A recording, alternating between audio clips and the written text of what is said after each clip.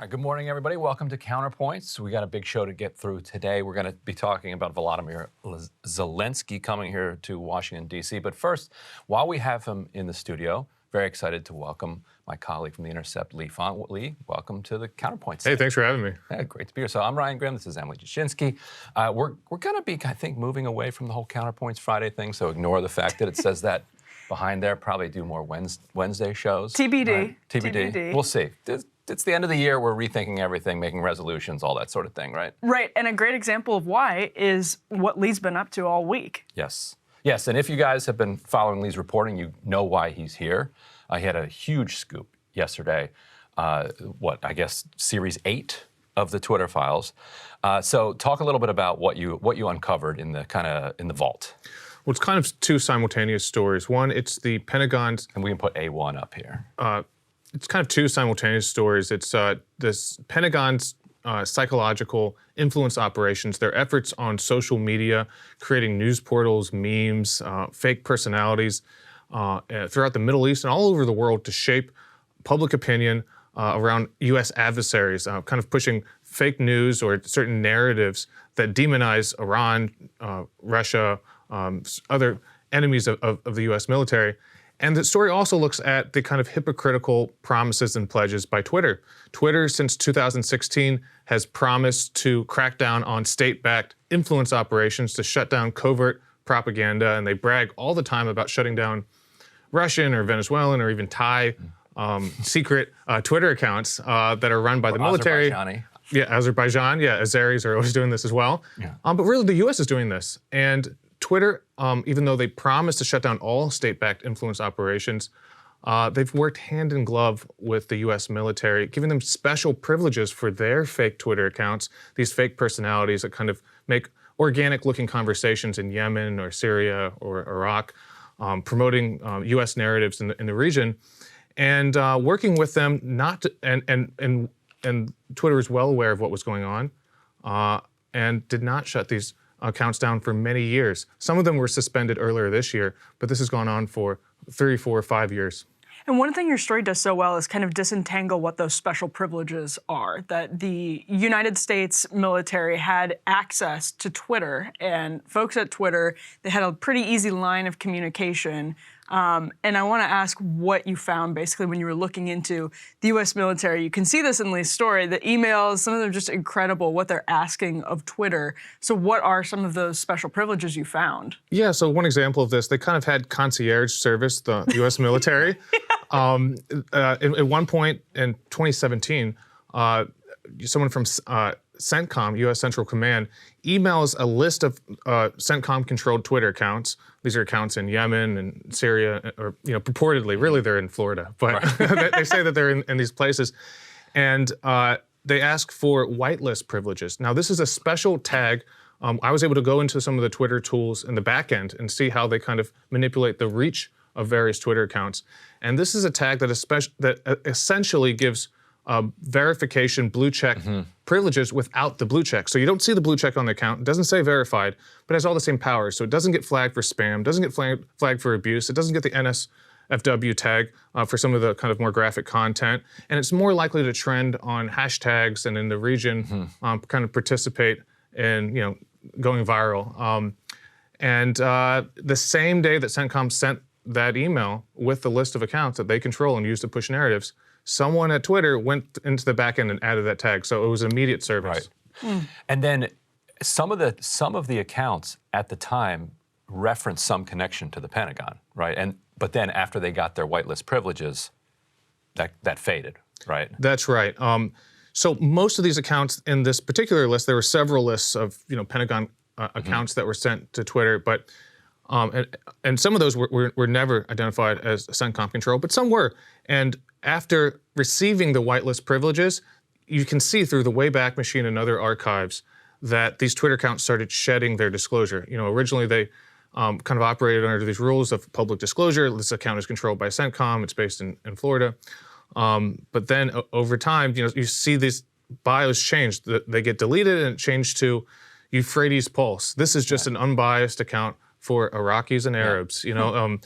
Several other types of bios, and the location is cleaned. And then for some of them, they actually used deep fake images using artificial intelligence to create fake images of people that don't exist but look very realistic, and then slapping that in as the kind of face of the profile. Did you get the sense that the PSYOPs, as you refer to them accurately, were directed at shifting public opinion in America, in the West more broadly, or globally? What's the sort of thrust? What is the Pentagon doing with most of the communications you found?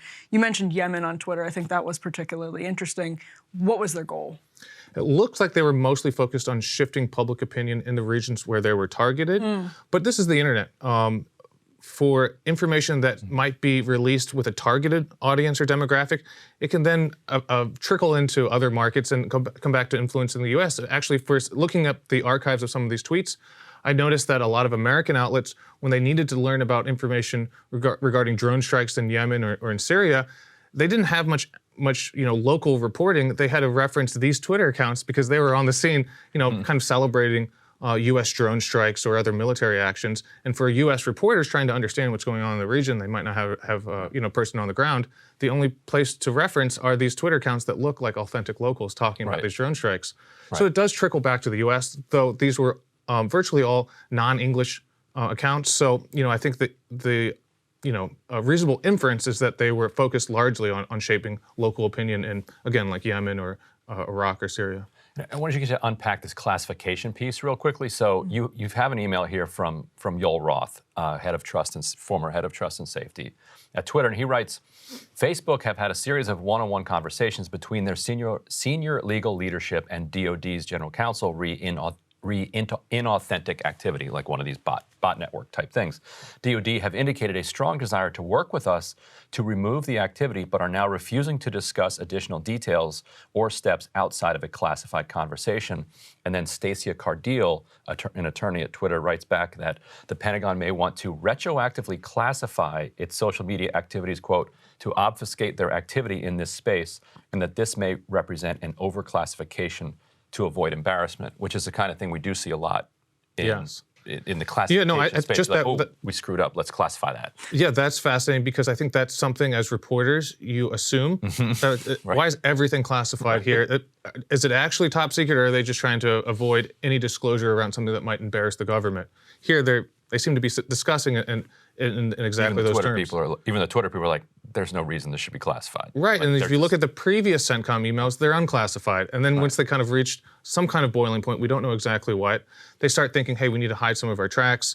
We need to classify all of this. Everyone has to sign non-disclosures. You need special national security clearances. Let's go to a SCIF, meaning no outside phones or whatever. We don't know exactly what's going on, but there's a few interesting dynamics here.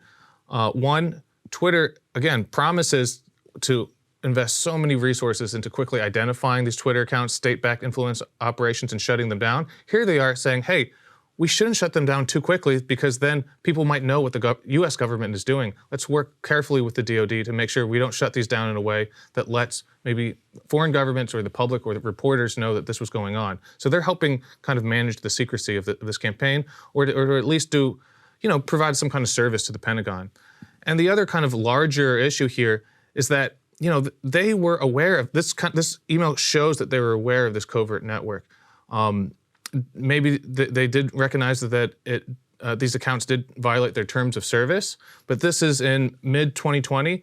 If you look at the history of these accounts that they're referencing, they keep tweeting. The next year, they're still around. The following year, they're still around. So they're clearly aware of what's going on. We don't know exactly what happened in these classified meetings. We know they met with Chris Miller, who was a Pentagon official with the Trump administration, and some other DoD attorneys. Don't know what was discussed there, but they were clearly going back and forth and trying to help the Pentagon figure out how to deal with this mess. There's an amazing exchange in email that you have where I think it's a Twitter lawyer or somebody who works, it's a higher level Twitter person, sends an Excel spreadsheet of the names that they know and then the names that they've identified as basically PSYOP, fake personalities, and sends them to the Pentagon basically for verification. Yeah, it looks like they say, hey, look, here's two lists. One is this list that you guys sent us, and then they're saying, hey, wait, here's a much longer list of another 150 accounts that we identified that are probably you guys. Like, what's going on here? Right. So, there's a lot of back and forth here, and to be perfectly fair to Twitter, it looks like, at least some of these Twitter, perhaps lower level lobbyists and engineers who are working with the Pentagon on this, maybe they were deceived too, because they thought that this was something a little bit more above board. And there's a lot of kind of figuring this thing out. But it's clear from some of the emails that Ryan just mentioned at very top levels, Right. the high level lawyers and executives, they knew this was covert. They knew this was violating the terms of service. They knew that this was highly secretive. And one of the messages was like, it was like, hey, FYI, Pentagon, like if we can find these accounts, then your adversaries are going to be able to find them too. So you might want to step up your bot game. Yeah, exactly. So it's like actually like helping them, kind of break their rules. Yeah, if you juxtapose that email with what Twitter testified to Congress several times, including in 2018 and 2020, they're saying, hey, look, we invest so many resources into spotting and shutting down these networks as soon as we can. It's like, no, they knew, and they were moving very slowly and shutting them down. And so can you talk a little bit about how this came about and what's it like? So for people who don't know, Lee is based in San Francisco, where the Twitter headquarters is. So what do? You bring your own laptop into the office? Yeah. Like how's it work? Yeah, so we went in there. Did you have to make any agreements, or how does it work? Yeah, great question. I signed nothing. I made no agreements. They gave me a badge. I walked into the office, and a Twitter lawyer helped come and talk to me, and I gave them certain parameters for searches for different tools, and another engineer came and helped run a few other searches on some of the more specific tools. They are very like the profile viewer that I mentioned. They required a little bit more technical expertise. They ran some searches. They would kind of disappear and come back, and then kind of show me on a Twitter laptop. And that was basically it. We went back and forth, again, for about 3 days. And, I made no agreements. They made no editorial input. They didn't even know what I was looking for or reporting on. Again, since there was kind of an in-between, these engineers and lawyers who were running the searches, potentially what I saw was kind of limited. I don't know, but... Because they could have seen something and been like, don't share that? That's certainly possible, but it didn't seem like it from what I was getting. Were they doing it basically in front of you? No, they would do it in another room and come back. But, I was able to authenticate all the emails and documents that we reported on. We provided more context. I talked to several former Twitter employees over the weekend, the last few days while reporting this piece to just kind of correspond all the facts here. Yeah. How did you land on this as what you were interested in writing about? What struck you, like looking through documents? What were you like, there's got to be some psyops going on here? Well, Stanford came out with a report in August that really piqued my interest into this issue, looking at various U.S. propaganda efforts on social media. So I've been thinking about this for the last few months, and I'd actually interviewed a few people hoping to report on that report back in September. So, this was kind of fresh in my mind, and I've reported similar stories, mostly about U.S. special interests and corporations running kind of their own version of this. So it's something I've reported on for years, but in this particular issue, that Stanford report got me interested. Yeah. So are you going back? Like, what's your... Well, I hope so, TBD. I mean, I love the idea. I wish every corporate... I've been critical of Musk's kind of pivot lately, the way that he's been... Now, we'll talk about that later in the show, but I love the idea of him opening up the corporate records to journalists. Like, did you chat with him at all? I did not meet Musk, but I think I'll have a lot more stories, working on a few others, and I'm excited to see what other folks are doing. Barry Weiss has an excellent team working on stuff, and Michael Schellenberger and Matt Taibbi. So, I'm interested to read just as a viewer. It's so much fun to watch everyone just sort of pick at the, and your insights into the process are really helpful, because what we're seeing from the public perspective are these fascinating drops, that are just dripping out over the course of several weeks. But to see the background and how you guys are doing the heavy lifting here is fantastic. Thank you so much. And, it's been fun to participate in. It's really unusual, but I hope to get some public interest information that can help enlighten the debate. And maybe more corporations will open up their files. That'd be nice. Yeah, that'd be great. wonderful. Yeah. So you can check out his reporting over at The Intercept. Lee also started Substack, where he'll be sending out kind of additional reporting and background. I think it's just called Lee Fong, right? Mm-hmm. Yeah, LeeFongSubstack.com. There you go. All right. Well, stick around. Lee's got to go catch a train. We'll be back with more. Ukrainian President Volodymyr Zelensky is coming to the capital today, as first reported by Punchbowl News.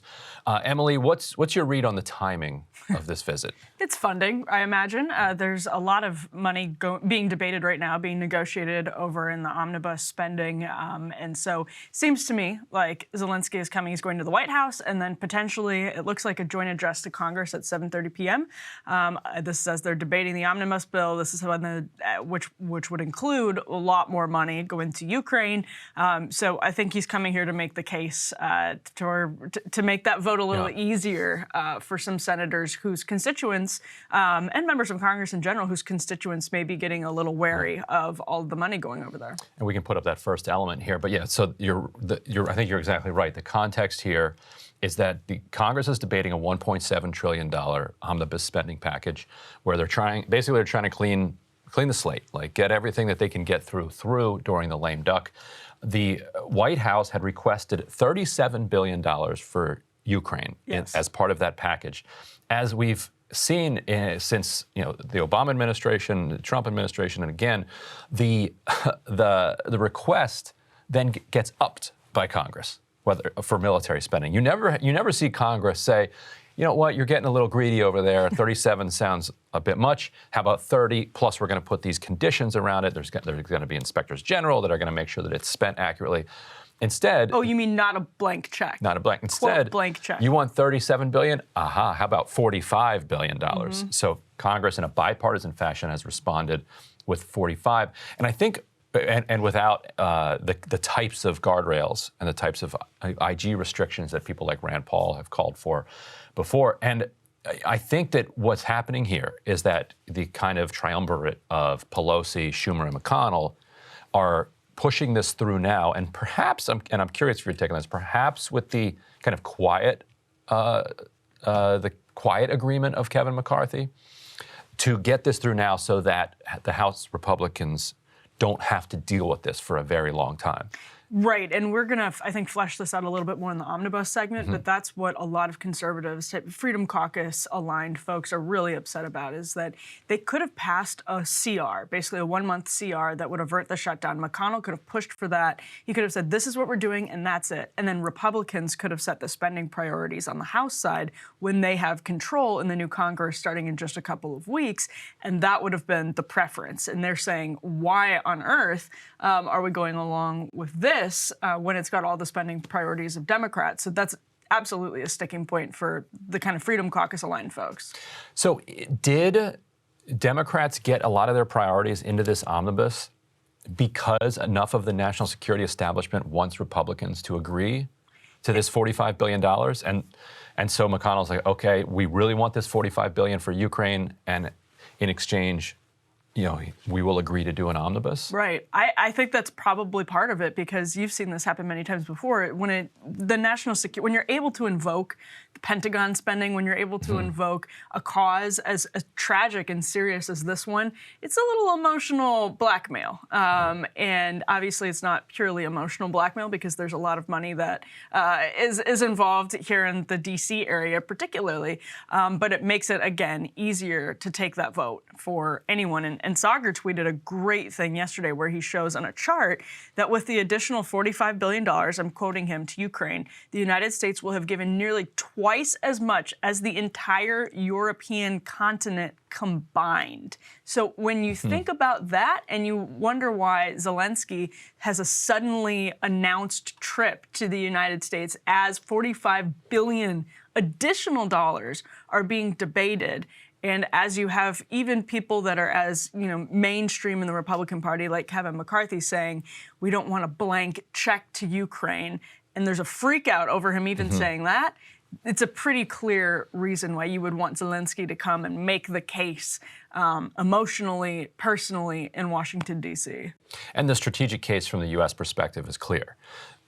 Putin was hoping, I think, that with the Republican takeover in the House of Representatives, that it would be more difficult to get American money into Ukrainian hands, to get basically American weapons into Ukrainian hands, which could then give Putin a better bargaining position to try to maintain significant swaths of territory that they've occupied as part of their invasion. But by getting the not just $37 billion, but $45 billion worth of spending through Congress, if they successfully do it, then whatever House Republicans want to do, whatever debt ceiling crisis they want to foment over the next year, whatever hostility or skepticism they have toward the conflict, it's not going to matter because the money will already have been appropriated, and you'll see it then just dribbled out. Like, oh, we're sending another $500 million worth of javelins. We're spending another $500 million worth of anti-tank, et cetera, et cetera. And so that sets Putin's war effort back, because he's like, okay, well, now my hope of using the winter leverage against these kind of allies of Ukraine isn't going to work because the money's already been appropriated. What do you expect to hear from Zelensky? Anything in particular you think he sees as making his case the most strongest? I mean, he's a performer. Like as everybody knows, that's how he came to power, as not just a comedian, but kind of an actor and is hit shows in Ukraine. He's an extraordinary performer, which turns out probably to have been a saving grace for Ukraine. Like if they had some kind of corrupt old stooge of oligarchs up there, like they used to have, right? I think Lukashenko. Yeah, I think that even if it was like one of the pro-Western ones, I think you'd have a lot more skepticism among the American public. The Americans, so many of them just love this guy. Yeah, well, he was at the Grammys. Do you remember when he made an appearance right. at the Grammys? It was a video appearance. This is actually his first physical visit to the United States since the war. But he did teleconferences to the Grammy Awards, to your point, precisely because the theater is where he excels. And he's done a lot of interviews with American media too. Yeah, and if they started polling him in the Democratic primary for president, he'd be near the top. Like it says. Well, not only do you have to be a citizen, you have to have been born in the United States, so not eligible. However, seriously, if they put him in the polls, he'd probably be polling ahead of Biden. I don't know about that. I mean, he polls really well here in Washington, D.C., where all of the defense money is. I think among Democratic primary voters who read the New York Times. Yes, oh yeah. Watch Colbert at night. Maybe not in Iowa, but. Well, it's a nationalized electorate at this point. But anyway.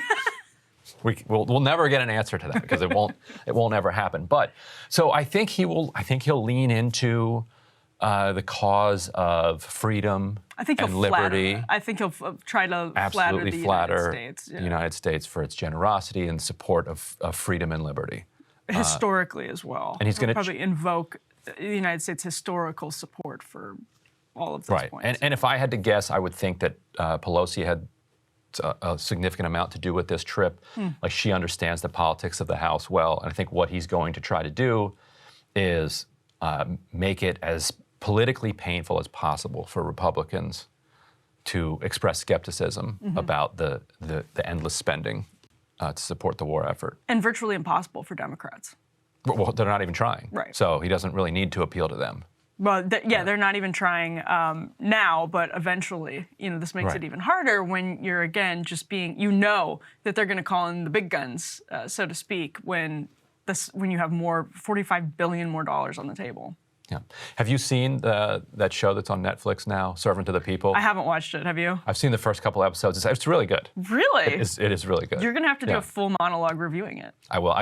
I lost my glasses, as you know, so I can't read the subtitles anymore. So I had to stop watching it. But the first several episodes are just, it's great. It's and it's also poignant to see kind of Kyiv before the destruction, and also to see him as just an actor. It's kind of weird. It's jarring to watch, but the show itself, for people who don't know the premise, he's like a school teacher who does a rant about all the corrupt oligarchs that run the politics of Ukraine that his kids secretly film and post on YouTube. It goes viral. They demand he runs for president, and he shockingly wins the presidency. He may have to revisit some of those populist sentiments, anti-corruption sentiments, If peace ever comes, there's going to be a lot to look under the hood of where the money went. Oh, for sure. And we're going to be dealing with these weapons probably for decades. Yes. They're not going to stay in Ukraine, all of them. Yeah, that's right. Well, and now Victor Boot's out. And Victor Boot's out. Work for Victor Boot. There you go. Yeah. All right. Well, we'll obviously be following this story very closely as it develops, so we'll surely have more. News on the Iran nuclear deal front this week, as President Biden even responded to somebody just in a photo handshake line about whether or not he would announce that it was dead. We can go ahead and throw B1 up on the screen. So you can see there, Biden is saying that it is dead, but he's not going to, quote, announce that it's dead because it's a long story. Again, that's a quote. Why don't we just roll the clip so you can judge for yourself? This is B2. President Biden, could you please announce that JCPOA is dead? Can you just announce that? No. No, why not? No. A lot of reasons. It is dead. We're not going to announce it. Long story. We're going to make sure that We just don't want any deals with the Mossad. No deals. They don't represent us. They're not our government. Ryan, I want to read a quote from you from the Axios report. It says, in late October, U.S. envoy for Iran, Rob Malley, said the administration is not going to, quote, waste time on trying to revive the Iran nuclear deal at this time, considering Tehran's crackdown on protesters, Iranian support for Russia's war in Ukraine, and Iran's positions on its nuclear program. This is an argument. It's a version of the argument that was made against proponents of the JCPOA for years on the right, which is that you are doing business with a regime that has countless human rights abuses, is aligned against the United States, aligned against Israel, and they're now invoking very similar arguments, very similar points, because it has become politically less convenient for them to pursue the JCPOA right now. Isn't that essentially their argument? You got them. I mean, fair enough. That's a clean shot. It shows that it's a matter of degrees, that it's all relative here, because it was like you said, it was already the case that Iran was supportive of actors around the region that were hostile to the interests of the United States. Whether that's Hamas, Hezbollah, you could argue the Houthis, like the elements within Iraq that are hostile to kind of U.S. allies inside Iraq, the Iranian hostility to Israel, refusing to recognize it, constantly threatening it with obliteration.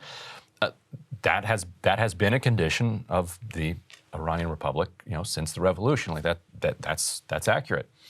And so, to say that, well, now they've gone too far. And also, domestically, it's not as if they've been kind of bastions of liberty. Right. Like they haven't been engaging in these types of crackdowns, although in 2019, there were there was an extraordinary domestic crackdown of popular unrest. And during the Obama administration, that happened as well. In 2009, very early, there was that Green Revolution that was suppressed violently as well. And so, what Malley is saying here is that, okay, now it's gone too far, because that the support of Russia and the extent and length of the crackdown is too far. So they are, in fact, like you said, legitimating that argument that they're too bad to work with.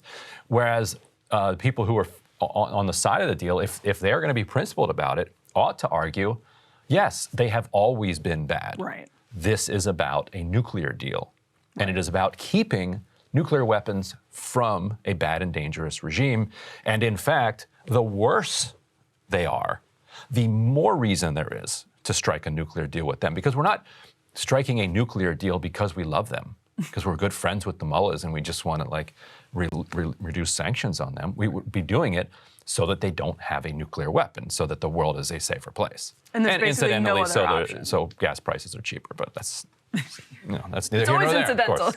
Incidentally, Yes. incidentally. But yeah, it's not. So Malley's kind of argument there recasts it a little bit as a favor to Iran, which now I think what's actually going on here is yes, and I think just the domestic politics are too extreme. Like if you're if you're a bad regime, but you're not on the front pages, then the U.S. can strike a deal with you domestically and get away with it. Haiti, for instance. If you're, yeah, you can do whatever you want in Haiti because nobody's going to cover that. Yeah. But if they're on the front pages, then it's more difficult politically for you to strike that deal. So that's what I think is going on. And so I think by them saying it's dead, that's an acknowledgement of that political reality, and also is leverage in the negotiations. Like, because Iran does want this, and nothing's ever dead when it comes to diplomacy. Ask Manchin and the Build Back Better thing. That was dead, and then it passed. That's right. Well, it was interesting because you said it is a concession, really, that Iran wants this, that Iran obviously sees that there's something good for Iran in this. This is not just a clear-cut win for the United States, and that's not the argument that proponents of the JCPOA are making sort of in the honest sense. And the last point I think we should absolutely touch on here is the role Russia has played in all of this. It was a very strange situation when they were this was heating up earlier this year, the negotiations of the Iran nuclear deal, and Russia is basically mediating because of some of the parameters from the original deal during the Obama administration, which Trump scrapped. It was a huge part of his campaign, actually, was just scrapping the Iran nuclear deal, and he did it. The Biden administration has been trying to bring it back, and Russia has been in the middle. So how much of this is also the Biden administration just saying, listen, this is basically impossible right now anyway, because our middleman, we're basically at war with them. We're in a proxy war with them. Right, and they're also, and we could put up the third element here, they're also engaging in public displays of atrocities, but which, again, like makes it relatively that much more difficult for for the Biden administration to kind of deal with a government that is out here, publicly executing people for participating in these protests. So they have started. This is NBC News here. Iran's government has spent months violently cracking down on protest groups in the country. Now it has started hanging people in public, an approach some demonstrators and experts see as a desperate attempt to crush the dissent that has posed an unprecedented challenge to the clerical regime. So U.S. media is still framing this as a desperate move from the Iranian regime here. Either way, it's atrocious. Yeah, and again, it is quite interesting to see that leveraged in the JCPOA negotiations, which actually, I get the point that nothing's ever really dead, and that this is obviously, I think, probably in some way a ploy to nudge the negotiations if they can be nudged, but I just don't see this budging at all for now. And the biggest player in that really seems to be the war in Ukraine. Yeah, and so their executions by hanging are far from rare in Iran. NBC reports. Amnesty International says it put 314 people to death last year, the most in the world after China, although the United States does continue to execute people at a pretty fierce clip as well. So that's our company, is China and Iran when it comes to the death penalty. Although there's a matter of due process and trials, I imagine that differs. It's true. I'm sure that our bureaucrats are making no mistakes on the march toward death row. Believe me, I will never defend that. It is atrocious. And in Iran, these, in a lot of cases, are mere protesters in support of women against the regime oppressing women.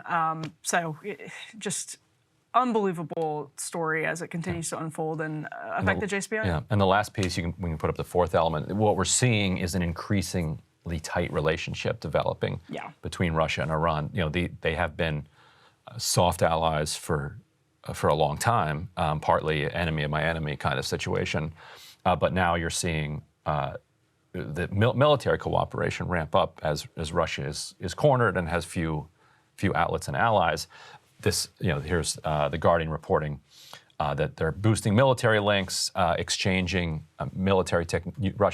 military technology with Iran in exchange for the help with their drone war effort. Right, and so you can see why the Biden administration is invoking that in, again, the JCPOA negotiations, precisely because they're saying, why are we dealing with, first of all, somebody we are fighting a proxy war against to the tune of billions and billions of dollars? Why are they negotiating this deal for us that's making it impossible to do?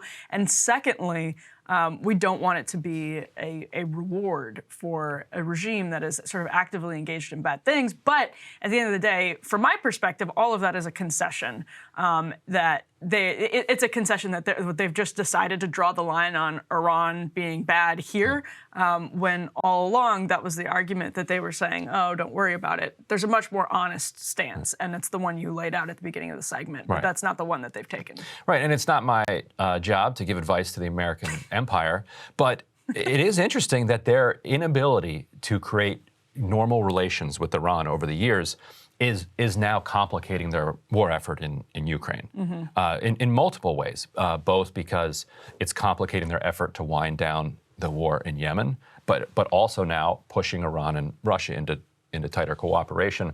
You know, if you're going to be waging wars in Yemen, in Ukraine, saber rattling around Taiwan, you would rather, I think, not have Iran allied with Russia at this moment. And if instead of this kind of hostile saber rattling relationship that we've had with them over the decades, they had instead taken the Iran deal from 2015 and then built on top of that, new diplomatic advances, because Iran, unlike Saudi Arabia, has an educated middle class that remains pro-American. It's an utterly bizarre situation in which a significant amount of the population is favorable toward the United States. If you remember, after 9/11, there were where a bunch of Saudis were involved, and Saudi government officials seemed to also have been involved. Those are our allies. Our enemies. There were candlelight vigils all over Iran, in sympathy with what had happened on 9/11 in the United States. If we had developed that into normal relations, our war effort both in Yemen and in Ukraine would be strengthened. So like I said, not my job to help the U.S. war effort, but it's like you got to pick your battles at some point. Yeah. And we just and I think significantly this was related to our relationship with Israel. Israel and Iran, absolutely, mortal enemies. Yeah. And so we kind of outsourced our diplomacy there. Well, and speaking of saber rattling in Taiwan, we should move on to China because there's huge news. Again, this is a headline from NPR. We can go ahead and put the first element up here. We're talking about 800 million possible COVID infections in China. And as NPR puts it, that means about 10% of the planet's population may become infected over the course of the next 90 days. This is coming as China, we've covered it here, took a couple steps back from its lockdown mentality or its policies that were zero COVID, known as zero COVID by Xi Jinping. A huge thrust of his broader policy was zero COVID. We are locking everything down. In some cases, that means sealing people into buildings. And the result is that this is not a population prepared to weather surges. And what's happening exactly right now is a surge that China really doesn't have the ability to safely deal with, or even the will to safely deal with. What do you make of this development? Because, again, there's going to be new COVID variants, and we've made peace with that here in the United States. It was, I think, difficult. It took politically, culturally, it took about a year of Omicron and other variants to say, this is not something that we can control, but it is something that we can mitigate with responsible policies that allow people to live their lives, not to exacerbate addictions and suicides and loneliness and mental health problems and economic problems downstream of all of that. We can have policies that control and mitigate it. China has no experience with that.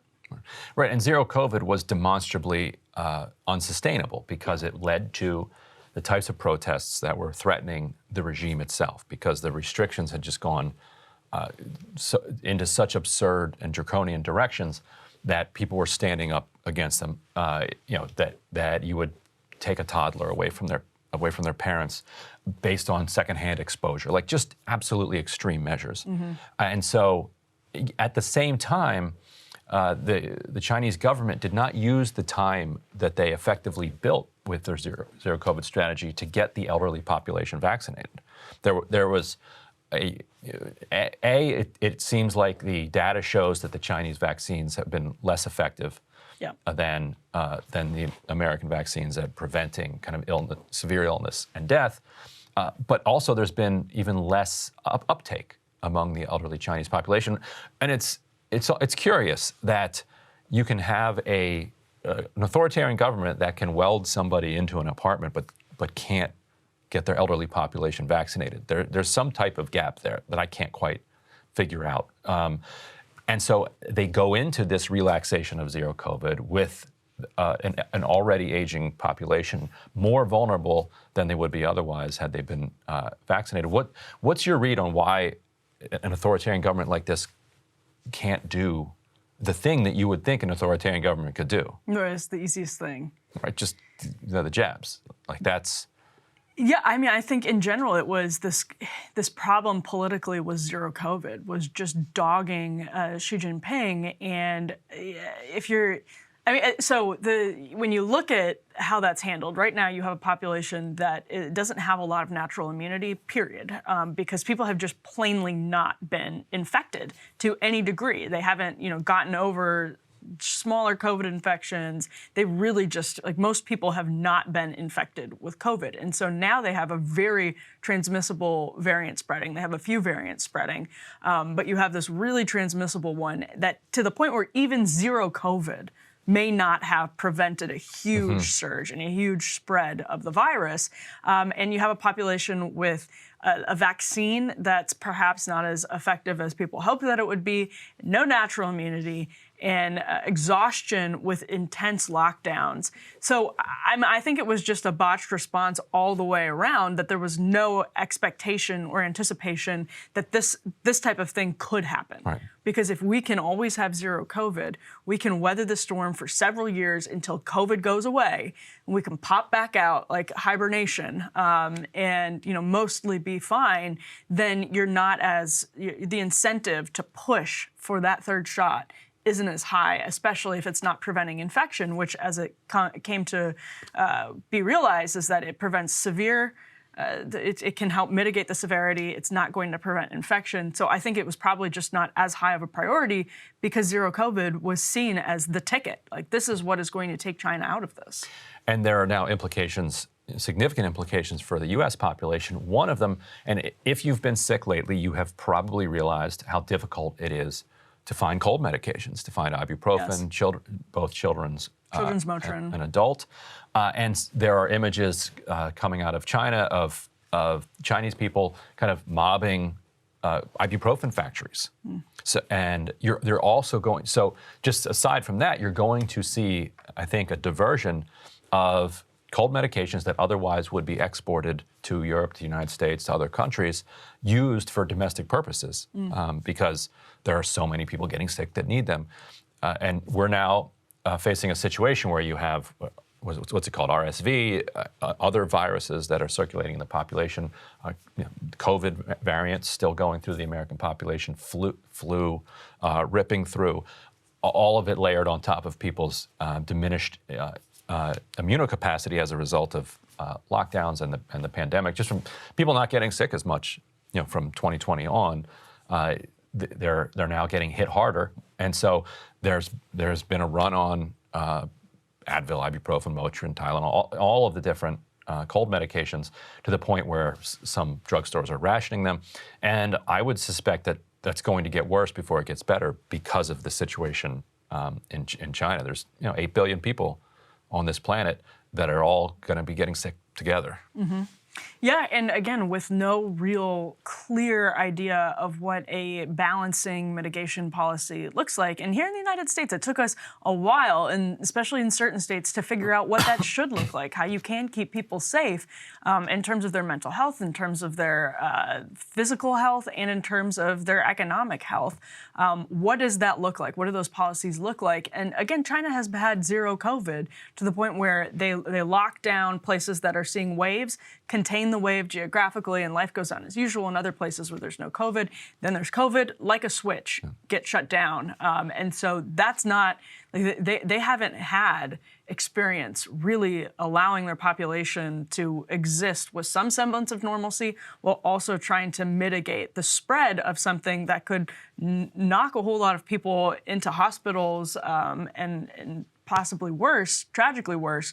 So again, the NPR reports that there's some actually vaccine hesitancy in China as well. Some doctors have been nervous about administering it to elderly patients. And China's healthcare system, depending on whether you're in a city or a rural area, is very, very different. And that will, I expect, affect all of this as well. But also they just didn't have the incentive to go super hard on those third shots and on the shots in general, because zero COVID was seen as.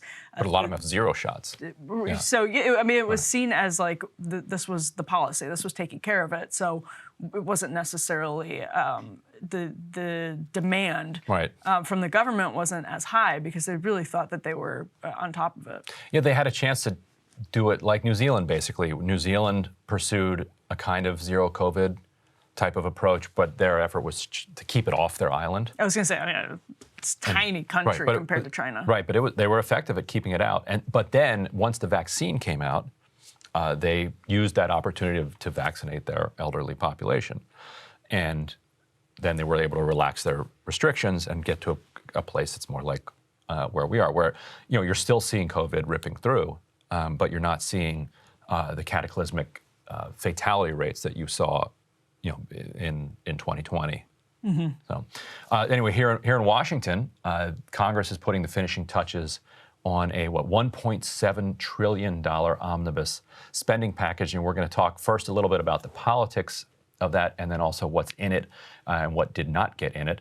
So Emily, the Freedom Caucus, and I was over on the Senate yesterday talking to some of the Senate Republicans who were getting asked about the threats from the Freedom Caucus, and there was kind of a lot of head shaking.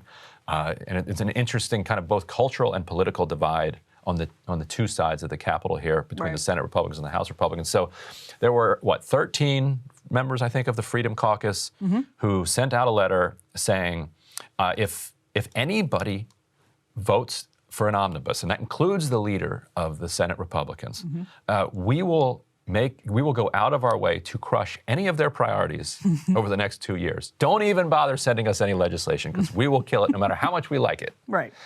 And Senate Republicans kind of shrugged and said, "Okay, whatever." Yeah. And are sending it over anyway. So where did this? Why are they making this threat?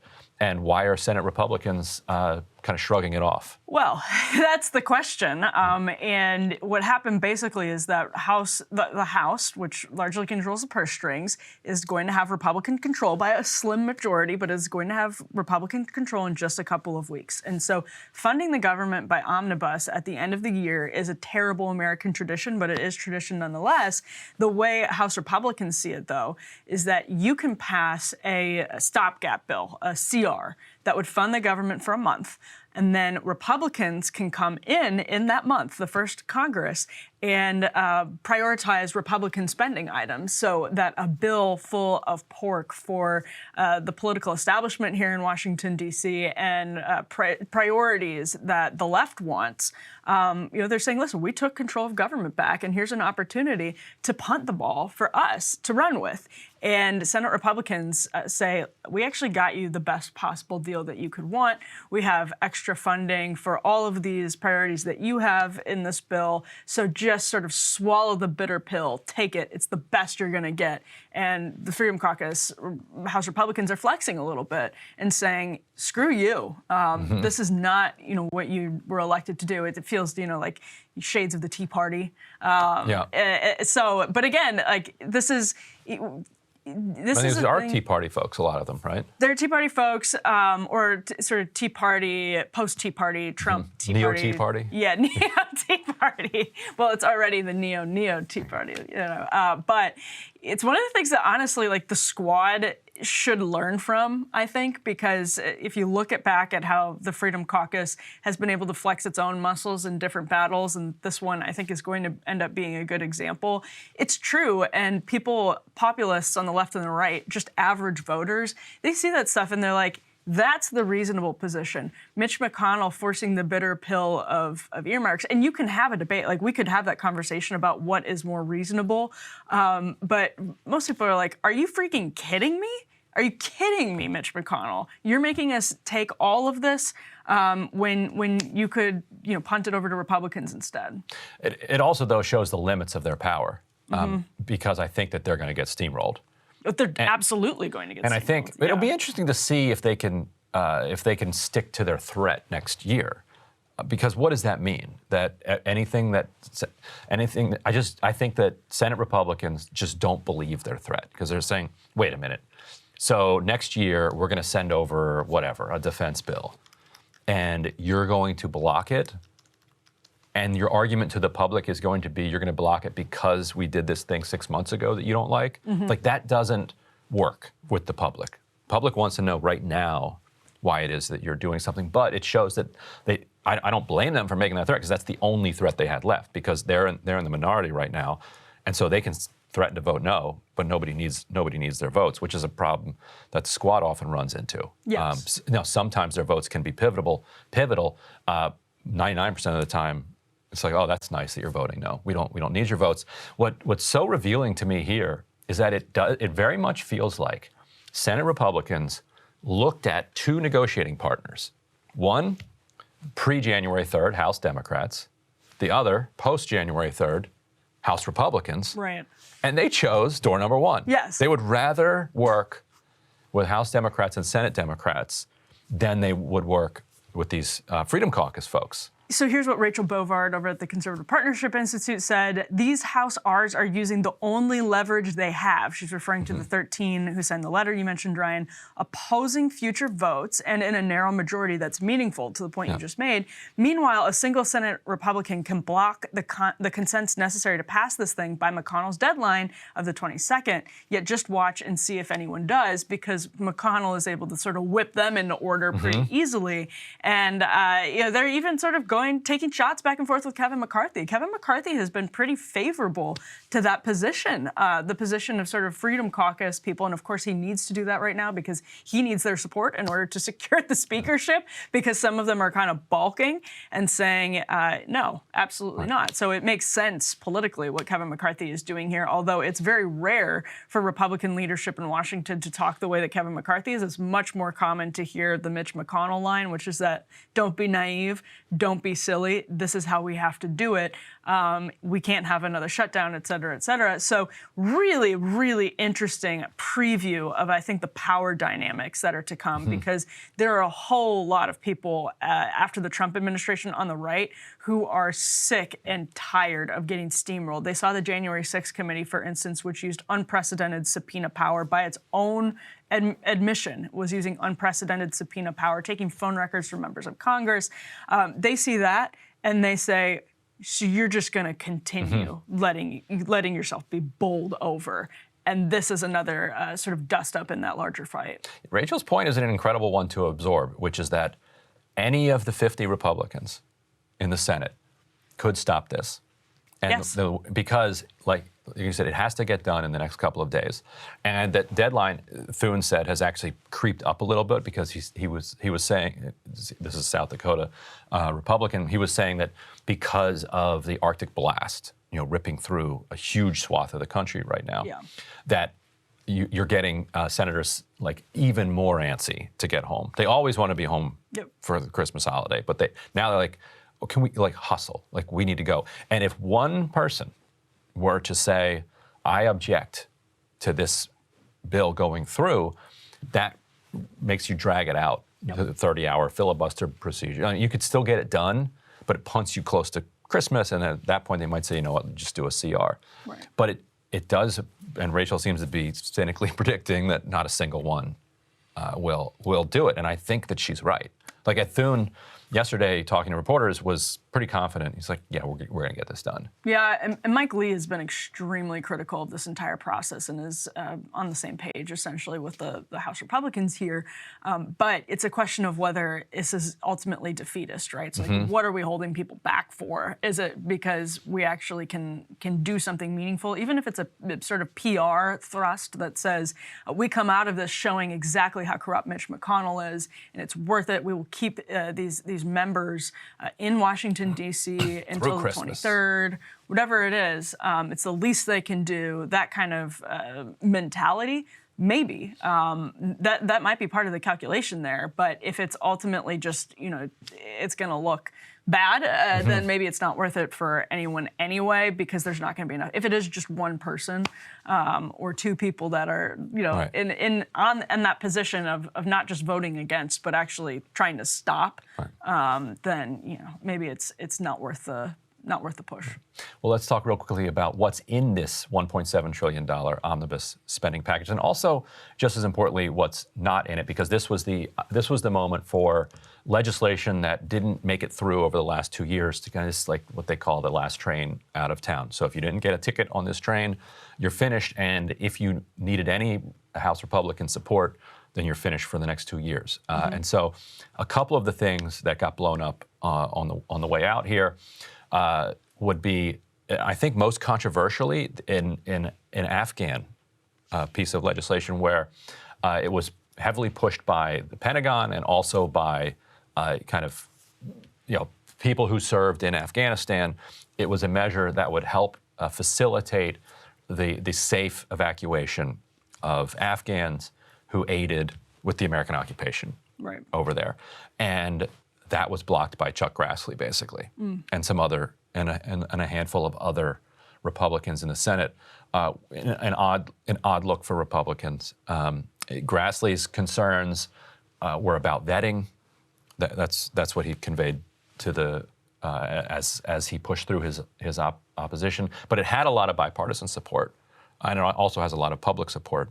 But what to you accounts for the kind of some Senate Republicans' willingness to block that? These omnibus negotiations, and they were talking for a little bit about putting the open app bill in, and so the omnibus negotiations, antitrust legislation aimed at big tech, would open up app stores from the duopoly, which I don't even consider it a duopoly. I consider it individual monopolies between Google and Apple on their app stores, which is just a huge piece of legislation that was briefly in the omnibus bill and then taken out. And that's what's fascinating about omnibus. Schumer saying that McConnell was the one that took it out, despite having Grassley's support. But also Pelosi and McCarthy are both against it. Yeah.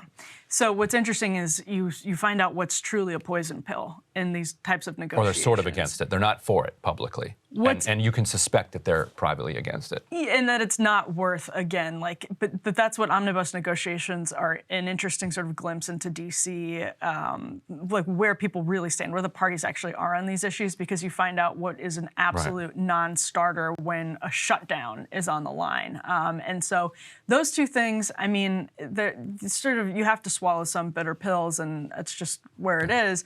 But it's also just like these earmarks that are appropriations that create earmarks. There's one for, did you see the Leahy one? The Patrick Leahy Lake Champlain Basis Program, $35 million a year from 2023 to 2027.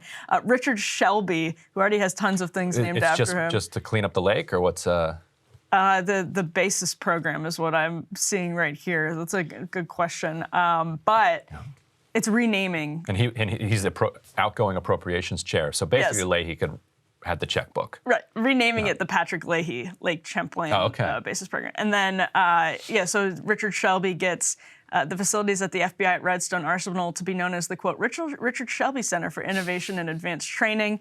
And then we have the Presidential Museum for Jimmy Carter, a $7.25 million upgrade, $6 million to the Ulysses S. Grant Museum, and this is a good one, $1.5 million for the COVID-19 American History Project, which I'm sure will be very flattering to Dr. Fauci. Interesting one.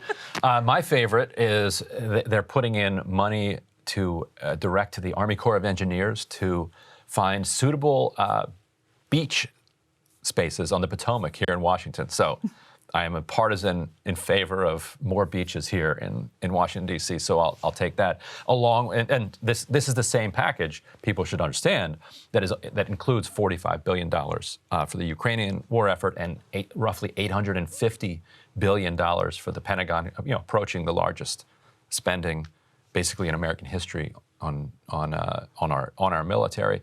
It includes the Electoral Count Act, Yes. which is a piece of legislation that tries to smooth out the transition process so that you don't need the same type of kind of complicated January 6th type situation that could get disrupted. It did not include the SAFE Act, which is basically weed banking, and people thought that it had a very, very strong chance of getting in. Chuck Schumer blamed Pat Toomey mainly. I asked Thune if it was true that it was Pat Toomey, who's an outgoing Senate Republican. It would be really obnoxious if an outgoing Senate Republican, as a lame duck, kills the weed thing. Thune said there were a handful of other Republicans who were against it as well. But this basically would allow pot shops to legally use banking services. Yeah. And I asked Thune, I was like, what do the opponents think, that this is just like a fluke and that eventually they're going to re-ban pot everywhere? Right. Like this ship has sailed. Like, wake up, people. Right. And the argument is, well, let's do it more rationally and let's actually create a regime of taxation and regulation that kind of marries up across federal and state policy. Okay, fine. Right. But we live in the real world. Right. So let's do what we can now. What else didn't get? Oh, the Press Act, which I talked about last week. Yeah. Tom Cotton arguing that the Pentagon Papers is a reason that we ought not to have press freedom defense and whistleblower protections. That argument won out. Yeah, well, it won out because, as we were talking about earlier when you asked about the Afghan question, you find out what really is a non-starter, what is the absolute worst case scenario for some senators, because then they go into the office and say, this is it, this is my red line. And so what you end up getting into these bills is things that are not anybody's red line. And to prevent something from being somebody's red line, you get things like federal buildings named after Nancy Pelosi, $3.6 million for the Michelle Obama Trail. Again, this is, if you live in the real world, this is just how it works, right? This is, you can have Republicans come in and fund the government and you will get plenty of this stuff too. If they were to negotiate spending later in next year, you're gonna get plenty of this stuff too. It's sadly how the system works. And there should be an overhaul. We talk about it year after year. I mean, how many Tea Party conservatives railed against the way that we fund the government here, and they had full control in 2017, and we're still here. There's incredible structural changes that need to happen to prevent our government from being funded in this utterly corrupt way, but there's really no will to do a damn thing about that. So we're stuck picking apart these omnibus bills. And at least we might get some nice clean beaches and some cleaner Potomac and Anacostia rivers here in Washington, D.C., so I'll take that. Yeah, I guess that's not the end of the world. It's something.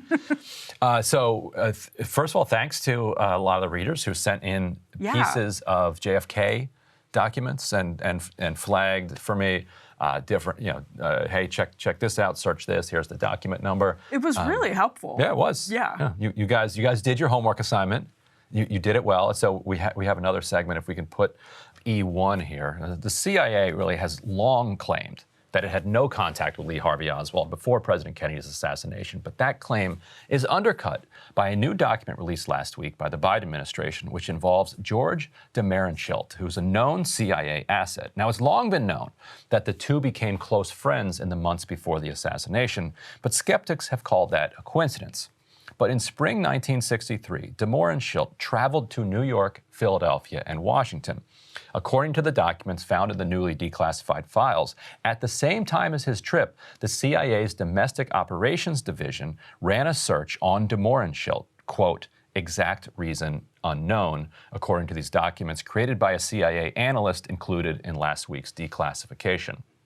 Now, we talked about those documents briefly last week, and we can put up E2 here, but didn't have time to dive into their significance, but now we can. So I talked to Jeff Morley, who runs a Substack, JFK Facts, and he noted that it was known that Oswald had told DeMarenschilt he'd soon be traveling to New Orleans. Oswald's time in New Orleans is critical to understanding how a conspiracy may have unfolded, and there's a reason why it was Jim Garrison, the New Orleans district attorney, who later tried to prove the conspiracy in court, which later turned into Oliver Stone's drama JFK, which itself led to the JFK Records Act of 1992, which is the law under which Biden released these documents. Now, it's also worth knowing showing that the covert arm of the division mentioned in this memo was run at the time by E. Howard Hunt, a black ops specialist who actually confessed, and we can put this element in the Rolling Stone article, he confessed later in life to learning ahead of time of a conspiracy to assassinate Kennedy that involved high-level figures in the CIA.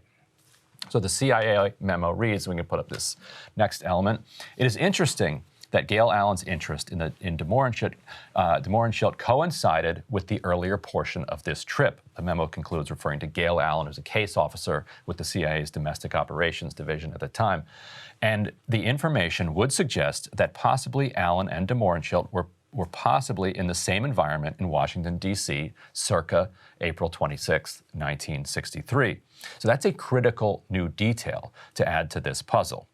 And this week, Tucker Carlson's Fox News show added another piece of the puzzle. Let's roll that. We spoke to someone who had access to these still hidden CIA documents, a person who was deeply familiar with what they contain. We asked this person directly, did the CIA have a hand in the murder of John F. Kennedy, an American president? And here's the reply we received verbatim. Quote, the answer is yes. I believe they were involved. It's a whole different country from what we thought it was. It's all fake. It's hard to imagine a more jarring response than that. Again, this is not a, quote, conspiracy theorist that we spoke to. Not even close. This is someone with direct knowledge of the information that once again is being withheld from the American public. And the answer we received was unequivocal. Yes, the CIA was involved in the assassination of the president. And so, Emily, why this new clue is so interesting is that there's been a lot of questions about who did Oswald talk to in New Orleans? You know, how did he interact with CIA assets? Is this where he was kind of roped into this November plot? And now, if it's the case that this CIA asset, de Mohrenschildt, went to Washington and hung out with CIA people, that would make the link. That would explain how the CIA would have known that there was this interesting figure of Oswald who was going to New Orleans over the summer, and because why else would the DOD, E. Howard Hunt's division, be running this search if there wasn't some interaction between people in the DOD? And actually last week when I was reading this document, I thought DOD was Pentagon. As you know, it's a reasonable assumption, but no, it's Domestic Operations Division, which itself is an extraordinarily controversial operation because the CIA should not have a Domestic Operations Division, and they certainly shouldn't have a goon like Howard Hunt running it, who later became the Watergate guy, but before confessing on his what he thought was his deathbed to knowledge of this conspiracy. There's a great line in your story for The Intercept where you say, Oswald's next few years make more sense with a CIA connection than without it. They make much more sense with a CIA connection than without it. And I think this new evidence suggests that the CIA connection in and of itself makes much more sense now, that there's just much more, it's becoming a much clearer picture. His relationship with the CIA is becoming a much clearer picture, which is an enormously helpful thing to have from our vantage point now decades and decades in the past. And the Tucker segment is interesting too, because it's like the Hunt article in Rolling Stone that you pointed to.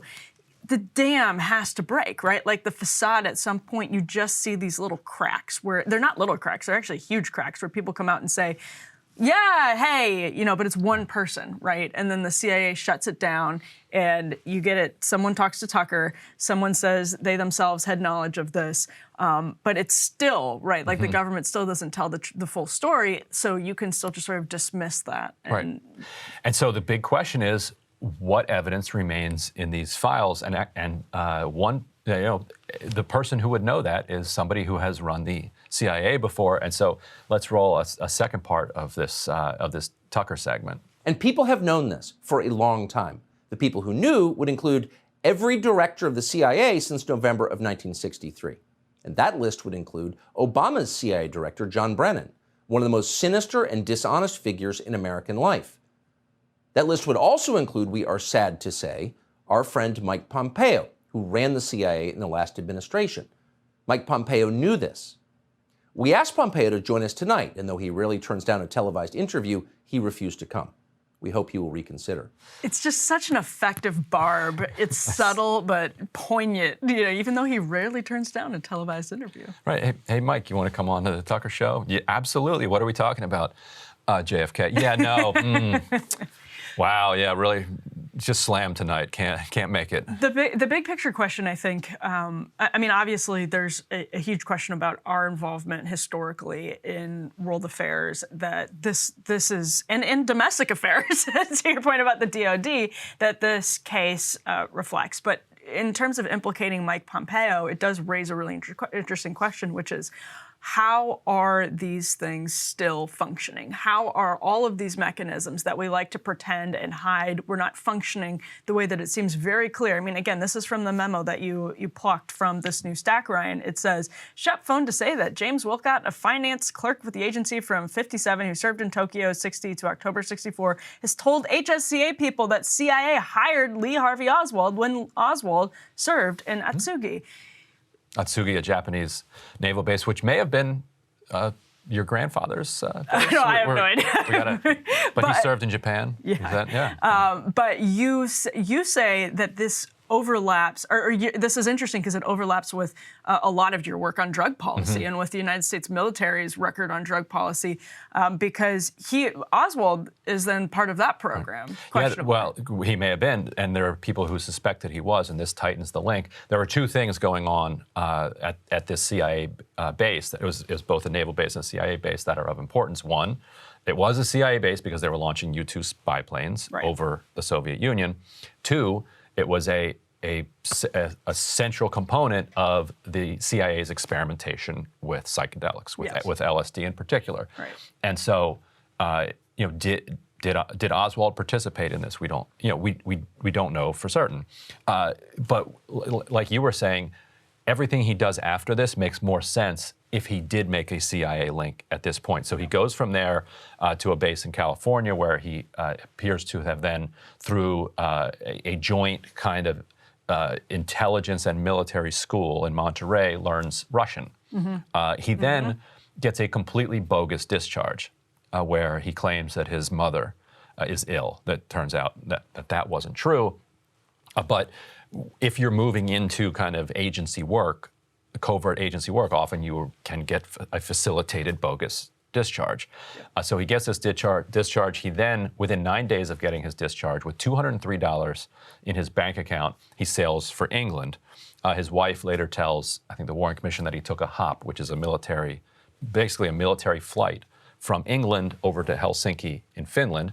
With his $203 bank account, he then stays in two of the fanciest hotels in Helsinki before having enough money to then book a overnight train to Moscow, where he then shows up at the American embassy and announces that he has flipped and he's becoming a follower of the Soviet Union. And the embassy staff later said that his entire speech sounded weird and rehearsed. And so then he spends the next 2.5 years in the Soviet Union as this defector, and then comes back. Yeah, it's cool. Come on back. Yeah, winds up Mexico, then Dallas, where he then is befriended by the CIA asset, who then the CIA asset travels up to, after learning he's going to New Orleans, travels up to Washington. In Washington, E. Howard Hunt's division, who reported right up to Allen Dulles, runs a search on this guy's name. They make connections. Connections are made with Oswald in New Orleans, and then Oswald in November 1963 is somehow involved with this assassination. We don't know. We don't know precisely what his role was. Warren Commission says he was the lone gunman who gunned him down. But if you were to concoct some type of conspiracy, you'd want a guy like this who would take the fall for it to be at the scene. Right before he's killed by Jack Ruby, he's telling the press, I'm a patsy, I'm a patsy, I'm a patsy. Yeah. And this, again, the document that you flag here is just creates a clearer picture of how that could have been the case. It's plausible. So here's some more JFK declassification files, because they push people out of the woodwork like Tucker's source, and you get closer and closer to the truth. And the reason Pompeo was mentioned is in 2017 was a year that they were supposed to release a lot of documents. They released some. Pompeo fought internally extraordinarily hard against basically people like Roger Stone, who had Trump's ear on the other side, saying, "Release this stuff, man." Right. But you have to put yourself in the perspective of an American president who isn't sure but believes that the CIA may have done this to Kennedy. And then you start wondering yourself, well, and that is what is so transformative about this act, whether they even did it or not. The fact that presidents since then have believed that they did it, and there's a great article about Richard Nixon in Politico years ago. Nixon completely believed that the CIA did this and basically pressed the helms at the CIA to saying, if you don't protect me around Watergate, I'm going to expose your hanky-panky with the Kennedy and the Bay of Pigs, and what all happened there. As Richard Nixon said, who shot John? The whole who shot. You want to go into the who shot John question? That's Nixon kind of blackmailing the CIA. But that's another point as to why they're so sensitive about these records. I mean, there are a million reasons, of course, but there are so many other people that could be implicated whose names aren't involved yet, and it could be tangentially through things like that, like the soft blackmail from Richard Nixon about, quote, who shot John. So there's some things that have sort of seeped through the cracks over the years that are tangential or implicate people that are randomly involved, whatever. Someone knew this, someone knew that. But you don't know what you don't know. And so that's the big lingering question mark. What we do know is that there are a lot of things we don't know, and we continue to fill in the sort of lines as best we can. But the Mike Pompeo angle is a really interesting one. It reminds me of Pompeo and Trump's disagreements over Assange that ultimately Pompeo won out on. You can understand where hawkish sort of conservatives and Democrats even, like Pompeo, would come down on that question and say, this utterly, will obliterate the credibility of the United States on the world stage. If it gets out, it's not worth it, et cetera, et cetera. But obviously the American people deserve to know how their money is being spent in heinous ways like this. Yeah, and same invitation to Mike Pompeo. Welcome to come on Counterpoints anytime. Absolutely. And talk about this. And the Warren Commission run by Alan Dulles. He loves Alan Dulles. I'm concerned. Anyway, so what's your point today? Okay. Well, naturally, with Christmas and Hanukkah here, many of us are spending even more time than usual on faith traditions. Both holidays, like many others, have been secularized in recent decades, but even so, nobody can escape mentions of Christ at Christmas or the Maccabees during Hanukkah. During this year's Christmas season, the Supreme Court heard oral arguments in the case of 303 Creative, which challenges a Colorado public accommodations law. After Thanksgiving, Congress passed the Respect for Marriage Act, and President Biden signed it into law just last week. We talked a bit here about the 303 Creative case earlier this month. It raises an interesting legal question, and it's one that liberal democracies and constitutional republics like ours have basically grappled with since the Enlightenment. The owner of 303 Creative is an artist named Lori Smith, who creates websites for businesses and events. She wants Colorado to protect her from celebrating marriages that fall outside of her faith tradition. She's a Christian. Put another way, Smith is happy to serve LGBT customers, but she doesn't believe the state can compel her to create wedding websites for same-sex marriages. Lori's position on same-sex marriage puts her in a clear minority of Americans. There is no question about that, which is why it's no surprise at all that Congress passed the RFMA with enough Republican support, and then Biden signed it into law. America went from disapproving of same-sex marriage to overwhelmingly supporting it in about a decade. Congress represented the consensus position then by passing the bill, which was pushed, especially by Democrats, after Clarence Thomas's concurring opinion in the Dobbs decision, since he mentioned that Obergefell may not be on solid legal footing like he thought Roe wasn't. But the bill had a wrinkle that incensed some Republicans. Senator Mike Lee offered an amendment that would, in his words, quote, prohibit the federal government from retaliating against any person or group for adhering to sincerely held religious beliefs and moral convictions about marriage. Because of the bill, Lee said, many religious schools, faith-based organizations, and other nonprofit entities adhering to traditional views of marriage would be at risk of losing tax-exempt status and access to a whole wide range of federal programs. That would include wedding vendors, like kosher caterers, for instance. That was one of the examples Lee provided.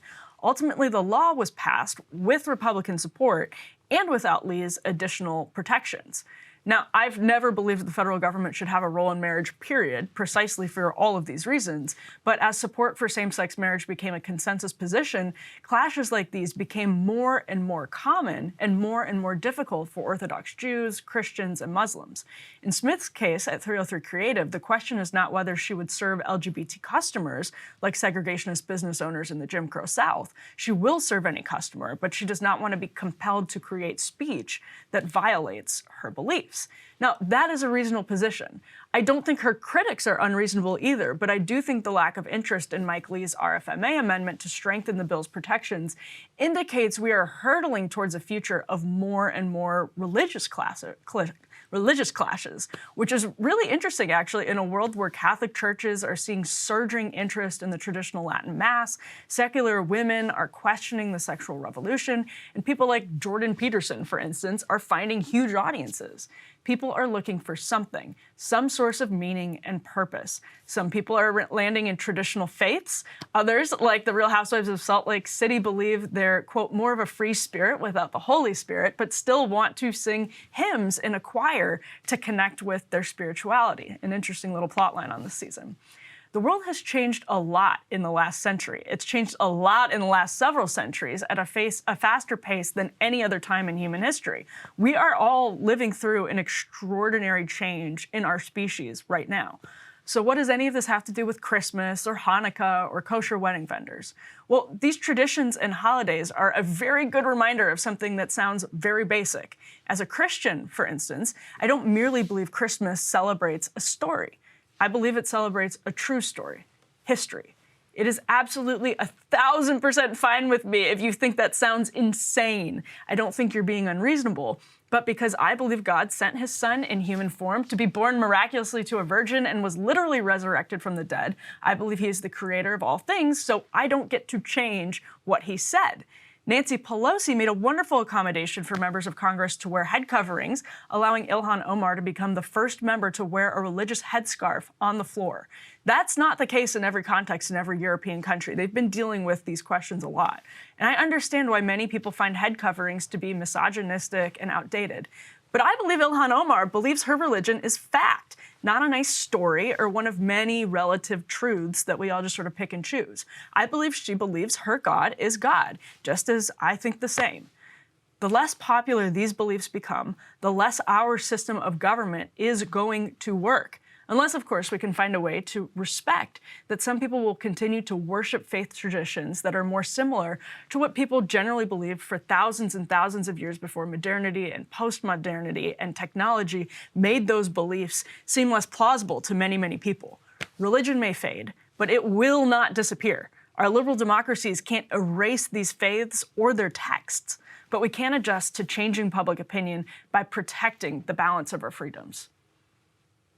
Right, I was thinking about Pelosi's decision for Ilhan Omar and how sort of frictionless it was. It was a very easy call for her. I think it was fantastic. It's been a much bigger question in Europe. There have been a lot of, France, for instance, a lot of places where that's more problematic. But I think, while we become more secular, you're still going to see huge sections of the public. What you're never going to erase is like this chunk of the public that is so deeply passionate about their faiths that they can't do things like take off the head coverings. They can't do things like deny the texts, even as those texts become less and less compatible with secular liberal democracies. This is just becoming a really, really big problem, and that was foreshadowed in the Obergefell oral arguments. Yeah. So I'm wondering how, you think it looks like we're going to grapple with them, because from my perspective, it looks like the RFMA, for instance, it's just, we're going to bowl it all over. Because on those texts, and I'm by no means a scholar of Christianity, so help me out here, but my feeling about Jesus, and if you think about those "What would Jesus do" bumper stickers, feel like if that guy were around now, and he heard this argument from this lady who makes websites. Basically, it sounds like her websites, she's made some fonts and some background, and then people fill in when their wedding is, who they're getting married to, who they want to invite, and the details and whatever kind of purple prose that they put on there about their love that they're affirming. She's not writing speeches. She's not producing kind of unique products for them. It's kind of like the system is. And I feel like if Jesus was like talking to that woman, she'd be like, just let the couple that's in love like use your website. Like, and I also feel like if Jesus came to these diners in North Carolina in the early 1960s, and you had Christian owners saying it is part of our Christian faith that we do not want to serve black people here. And in fact, or if they said, well, we're serving them, we're still serving them, we're just serving them in different areas. Jesus would have been like, get out of here. No way. He absolutely would have in that case. Right. But so what about this? What about her case? Where do people get the idea that Jesus is so hostile to same-sex marriage? Yeah, I mean, it's exactly the difference between those two case studies where there is not any substantiation for racial discrimination in the text of the New Testament. It is just not there. Whereas opposite-sex, heterosexual unions are very clearly enumerated as. But are same-sex ones like de-enumerated? Yes. They are? Yeah, they are. And people interpret those things differently. But it is in the New Testament. And again, it's one of the strange things, which is that, and again, that's why I'm not a proponent of government having any say in marriage, period, because there are Christians, Episcopalians, for instance, who interpret those texts differently and who say, we will perform same-sex unions. And I don't think the government should tell them that they can't do that. Just in the same way as if evangelical Christians or Catholics say, we interpret these texts, we believe this is fact, and we believe that it is a fact that Jesus rose from the dead and is the Messiah, thus we have to take this language seriously. In the same way that they can interpret it as they want, that's why the government, I don't like the government being involved in marriage, period, because there are different interpretations of it. In a way that you could never make the case for racial discrimination, that is the marriage question is pretty clear in the text. So it is there. What if the woman said, I believe that a marriage is only sanctified in the eyes of the Lord, and that Muslims and Jews have not accepted Christ, and so therefore I don't believe in those marriages. Would that be okay? You mean should the government? So this woman, so these folks show up at the website and they're putting their names in, and it goes up. Oh, we do not do gay people, lesbians, Jewish people, or Muslims. Yeah, I mean, and again, this is what I think is. Or atheists, but or agnostics, or Unitarians who are on the fence. Should she be forced? But it's the same question, right? Would you force a Muslim to do a website for a Christian wedding? It can go both ways, and we have to have those protections to safeguard people's faiths, and also our system that is equal and neutral across the board. And it's not an easy question. I just think it seems increasingly increasingly apparent that there's no interest in answering that question. And I'm not just talking about on the left, but also among moderate Republicans who just say, listen, these questions have been settled. We have a First Amendment. We're all good here. And that, to me, I see it with head coverings.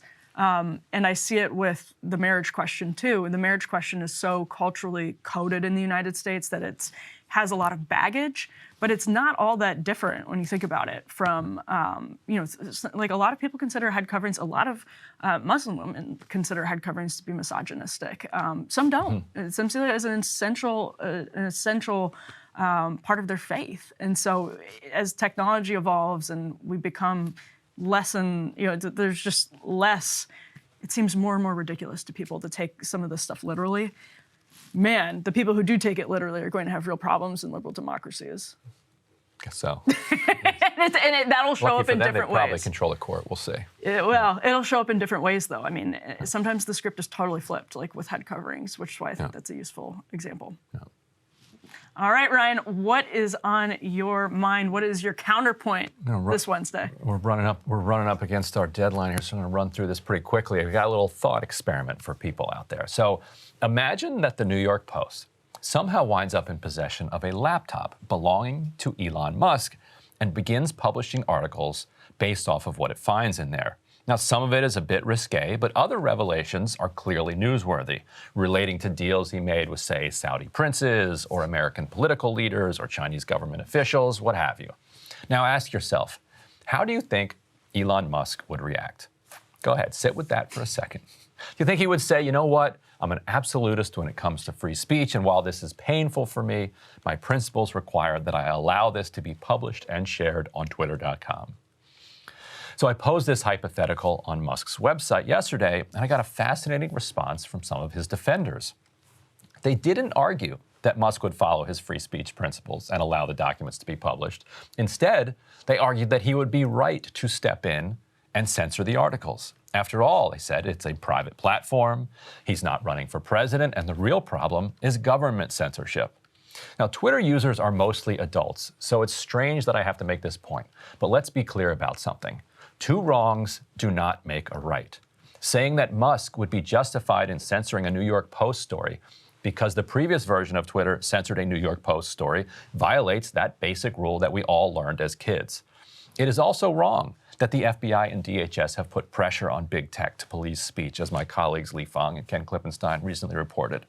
And yesterday, Michael Schellenberger published another edition of the Twitter Files, which included evidence of FBI pressure of Twitter, including something sent to them the night before the New York Post story ran. We don't know what was in those files that were sent the night before, but Twitter attorney Jim Baker, who was former general counsel for the FBI, also had a call the next day with an FBI attorney on his calendar. There's no smoking gun yet that the FBI told Twitter specifically to censor the Hunter Biden story, but there was clearly general pressure. But more importantly, even if there was zero pressure, for Twitter on its own to censor the New York Post story was wrong and troubling.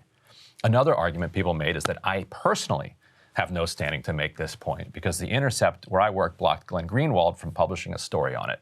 But as Glenn has said repeatedly, I had zero to do with that and didn't even learn he was quitting until after he'd quit. And I was publicly critical of the decision at the time to censor the Post reporting. Glenn, meanwhile, has had some fun by mocking Democrats who have suddenly become champions of free speech, but he's also been critical of Elon's suspensions of them. What's important when you hold a principle is to apply it equally to your friends and enemies alike. In fact, it's more important that you apply it to your enemies because it's easy to be nice to your friends. And that's what's been so disappointing about Elon Musk's turn away from free speech, and that he has maintained the support of so many of his fans while he has done it is even more discouraging. Like, you don't get to call yourself an independent thinker if what you think depends on what Elon Musk says at any given moment. Oh, and by the way, there's just as much evidence that Elon is being pressured by governments as there is that the old Twitter was.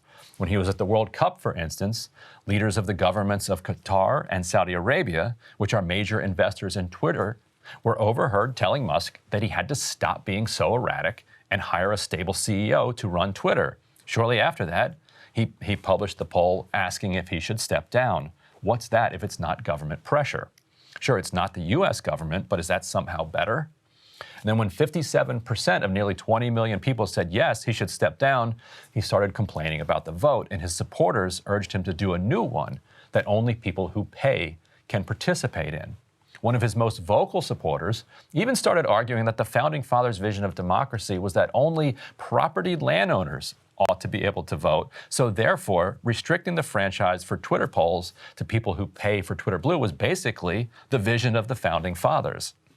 By the way, this is neither here nor there, but that's a misunderstanding of the founding. In many states, you did not actually have to own property to vote after 1776, though you did have to be male. In any event, if you want to understand the collapse of Musk's free speech revolution, just go reread your copy of George Orwell's Animal Farm and remember how quickly the revolutionary animals reinstituted the old farm's rules and hierarchies after they'd taken over and even invited the humans back on the farm.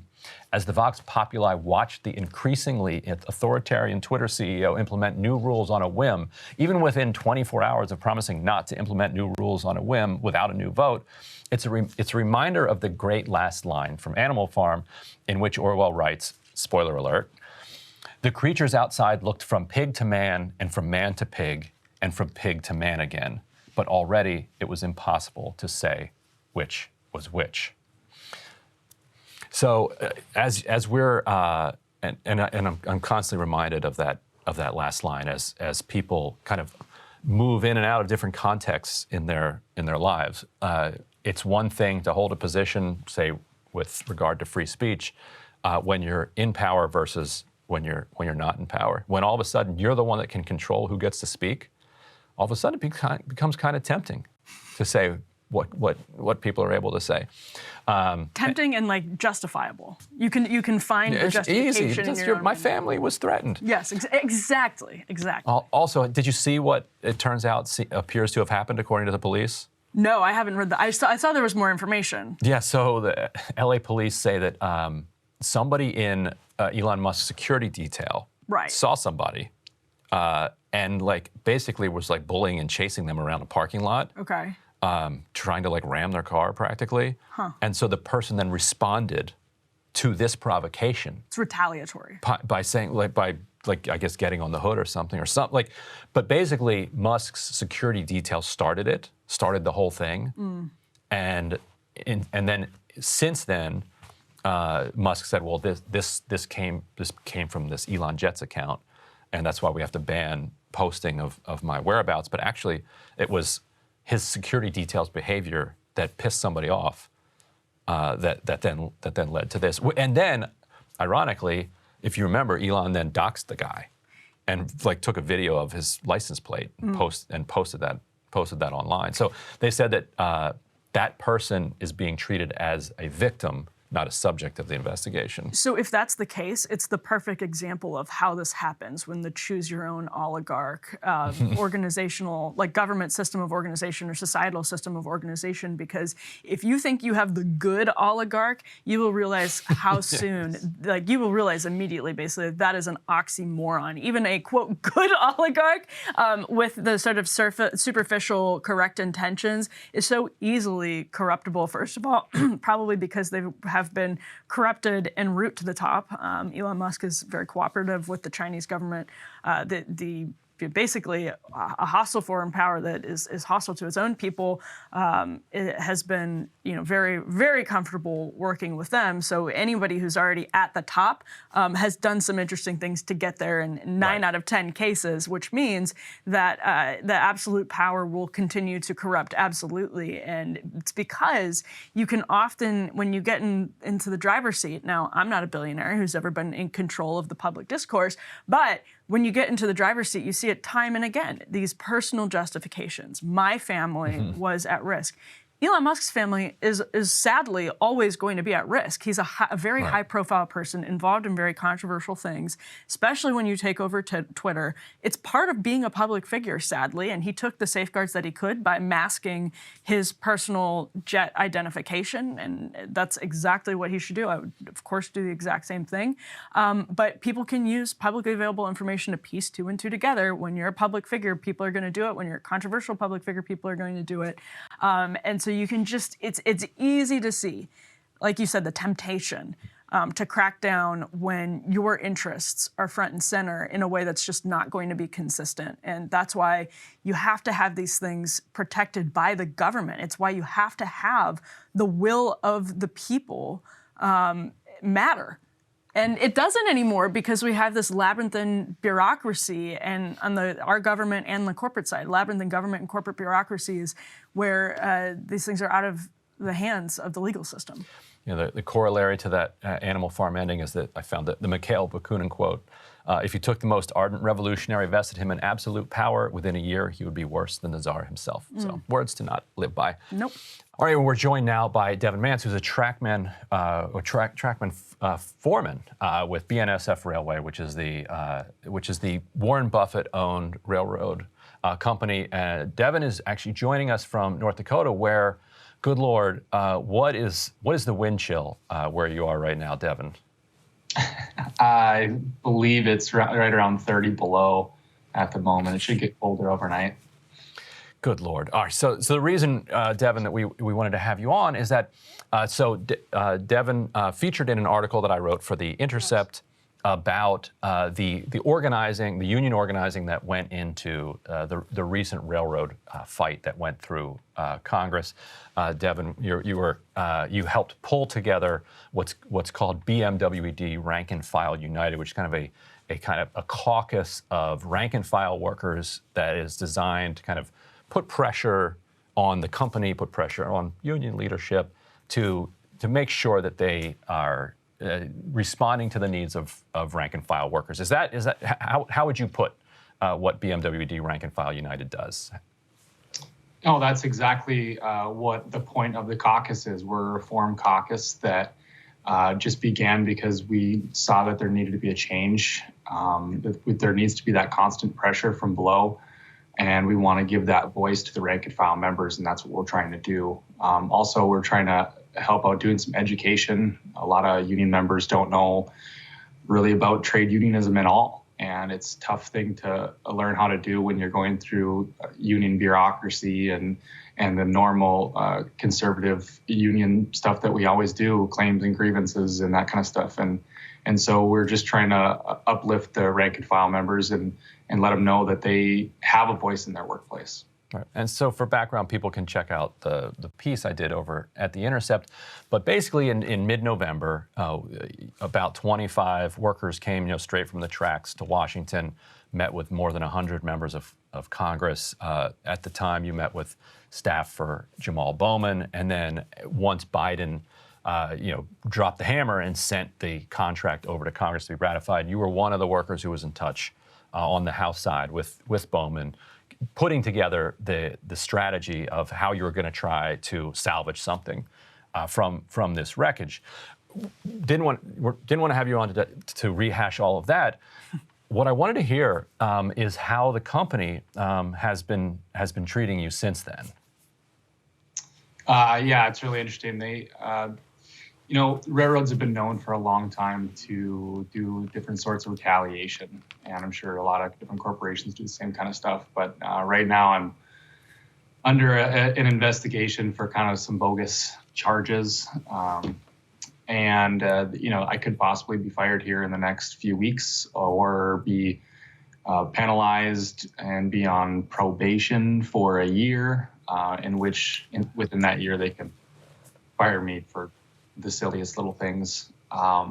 Fortunately, I do have a good union rep who is on my side and trying to fight to get rid of those charges. They're all trumped up, and BNSF knows that it's all BS, and that if it goes to arbitration, which it will, if I do get fired or if I get that probation, then it'll be dropped. The arbitrator is going to agree with us, but that's 2 years away. So I might be out of a job here for the next 2 years.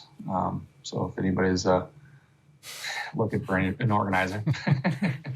Well, and that has to have a chilling effect on other members of the rank and file and people who might be considering speaking out against BNSF for very reasonable purposes over ridiculous policies going forward. So if they make an example out of you, Devin, how do you think that affects people, whether it's a probation or being fired? How do you think that affects the sort of momentum among your colleagues that are sort of fed up and ready to be public about a lot of this? Yeah, that's a really great point. It's really cheap for them to do. I mean, look, I know I'm a pain in their butt. I know that.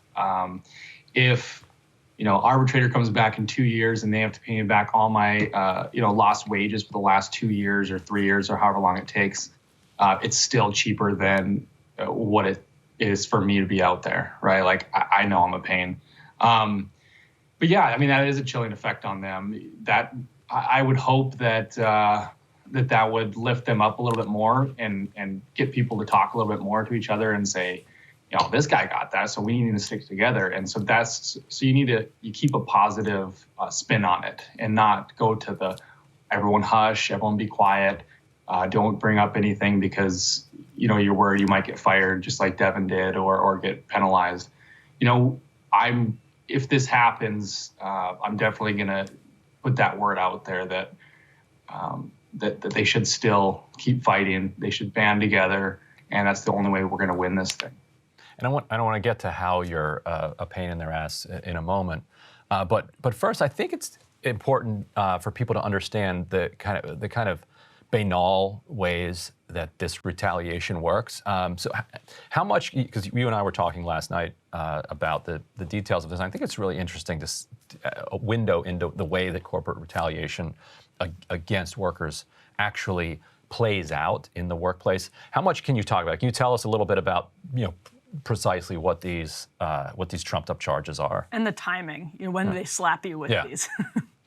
Yeah, so basically, so it's kind of, I'm going to try to explain it as easy as I can because every industry has their own little things. But basically, we're told to put our time in. We do it all on the computer. We do it all on an application, and we put our own time in.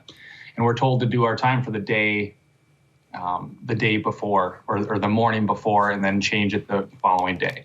Now they want us to do that because on their scorecards, they get bonuses for on-time performance, right? So if you put your time in, that's what we call it. It's just putting in the time that you worked on time, then they get a better bonus at the end of the year. So why wouldn't they want you to put it in early? So anyways, without going into all the details, essentially, I did that and my job had ended. I wasn't able to change my time the next day. And I had asked a timekeeper, I'd sent an email. This is a very common thing to do. Just send an email to a timekeeper and ask them to change the time. And they did it. 3 days later, I get an investigation notice that I was stealing time. And I'm like, no. And I talked to my union rep. I talked to my manager. They're all like, oh, no, sorry. Nothing you can do. And my union rep's like, this is BS. This happens all the time. We get cut letters all the time, constantly. They're trying to take time away from us. And it happens like 3 days later that I get this charge. And it's just so silly because this happened to me about 3 years ago once too. And I explained the situation, and my manager's manager, who's in charge of these investigations, says, oh yeah, no, that makes sense. That's fine. We'll drop it. So they dropped it because they understand. Like now this same exact manager is still coming after me for the same exact thing that happened 3 years ago. And it's a total common thing to happen. So it's really unfortunate that it's going down that way. But yeah, and so basically the way it could unfold is they would fire you, say you stole time, and then force you to go to arbitration. And then, like you said, even if you win in arbitration 2 years from now, 3 years from now, they would owe you, every penny of lost wages over that period of time. But like you said, to them, it's worth it to have you out of there. And can you talk about that a little bit? Like, what are the types of things? And you're a shop steward as well for your shop. And so, what are the kinds of things that an active shop steward does that would make it so that a company like BNSF would say, you know what, it's actually cheaper for us to pay this guy for a couple of years just to not show up to work? Yeah, so as you said, I am the shop steward. We call him local chairman where I come from on the railroads. But essentially what you do is you try to force the railroads to abide by the agreement. And sometimes it's management just doing whatever they want, and sometimes it's the corporate side of things doing whatever they want. And either way, if it's against the agreement, we have to file claims or we try to get them done right away. I mean, I go into the manager's office and talk to him and say, hey, like, this isn't right. You got to do it this way. This is what the agreement says. Sometimes they're like, oh, okay, well, we'll fix it.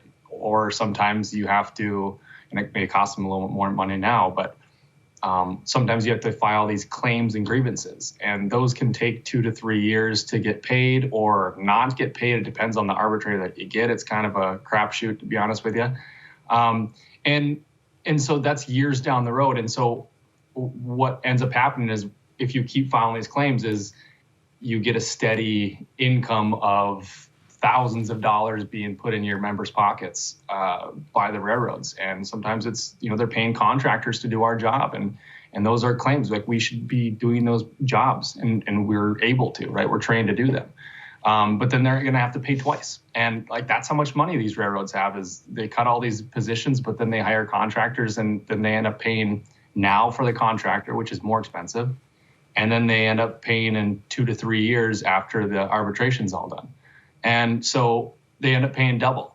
And so I try to abide by our agreement as much as possible, and I try to help our membership do that too. They're doing an excellent job at letting me know what's going on. But, you know, when you bring up these issues, they don't like it because it's not as easy for them, right? Like they just want to do whatever they want, even if it's against our agreement. And so I'm fighting to keep that all the time. And so if that costs them a lot of money, then it is what it is. But that's what I'm talking about, is where it would be easier for them just to fire me because money doesn't mean a lot to them. Yeah, except when it would require a total rethinking of precision tactics, because they would have to actually hire more people instead of just giving sick days. Amazing how steep that uphill battle is for you guys just to get those sick days. Yeah. And while you're here, kind of you've been kind of roped into this kind of debate that's been going on among what they kind of call the independent left about the whole strategy to get Jamal Bowman to push for the 7-day sick leaves.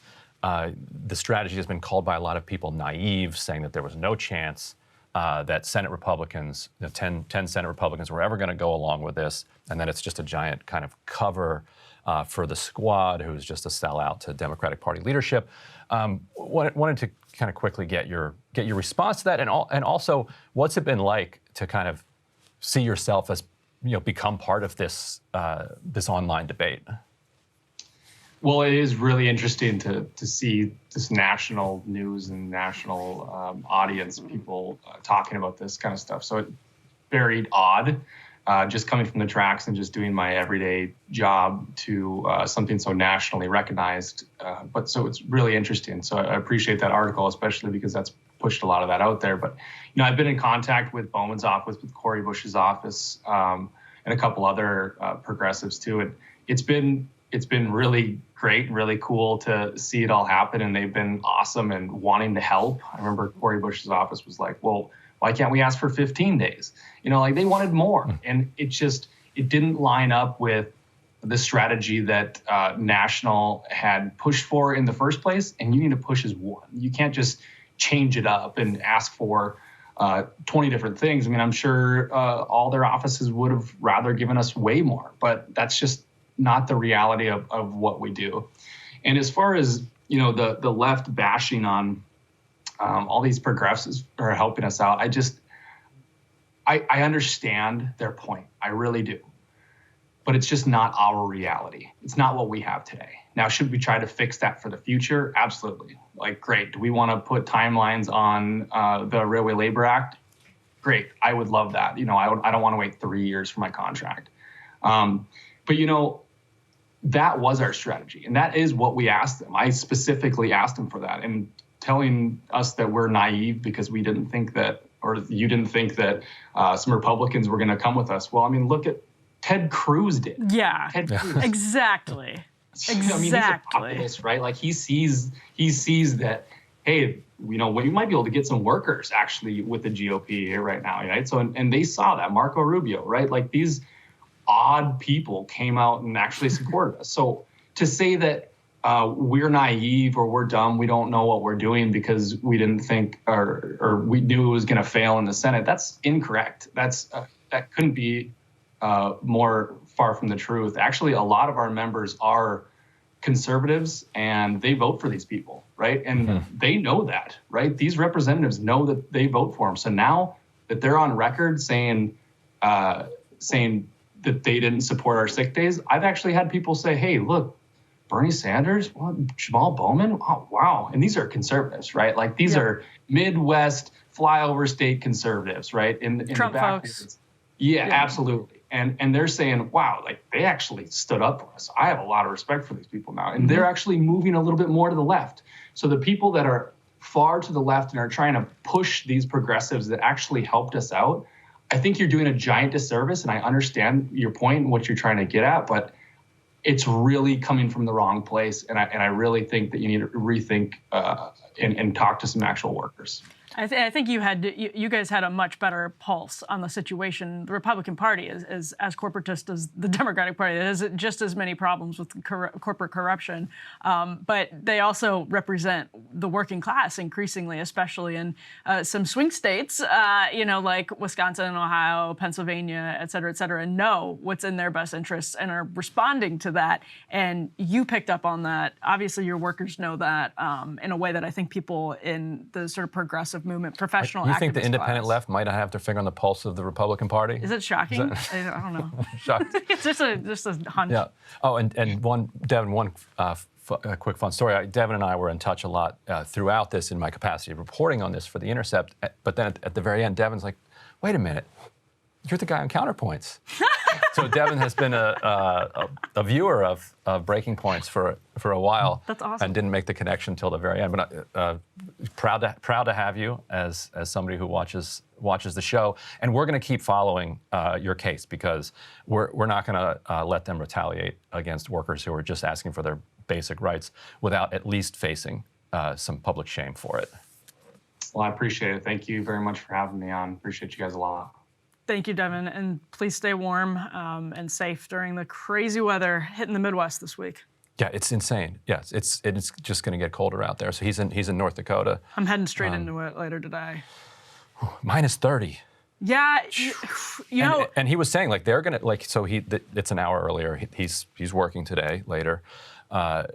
They were trying to get them. He said to do a bunch of routine maintenance, and he's like, somebody could die out there. Yeah. Now, if a track breaks, and the tracks do break, he's going out there. There's a lot of, and I've seen a lot of people saying, listen, rail workers are already really highly compensated. They're not the biggest case study. Like, they're not the best sob story for workers right now. And it's like, no, rail workers are relatively, on average, they make good money. They make decent money. But it's a very high-risk, dangerous, vulnerable to the elements type of job that explains exactly why, first of all, you're going to have a hard time recruiting people to do those jobs and a hard time, obviously, maintaining them. But, like, that money is hard-earned because of exactly conditions that we were just talking about.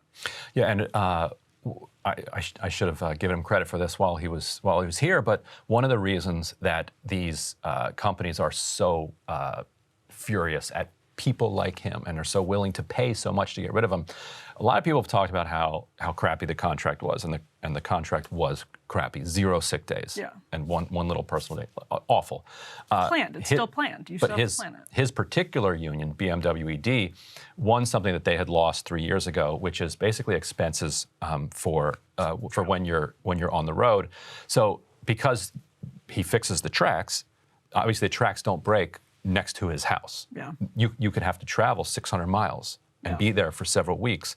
And they won a concession that ends up at being estimated at $80 million a year for mileage and for lodging, because you had people who were sleeping in their cars and were basically working for free because of the expenses that it cost them to get to where they had to go.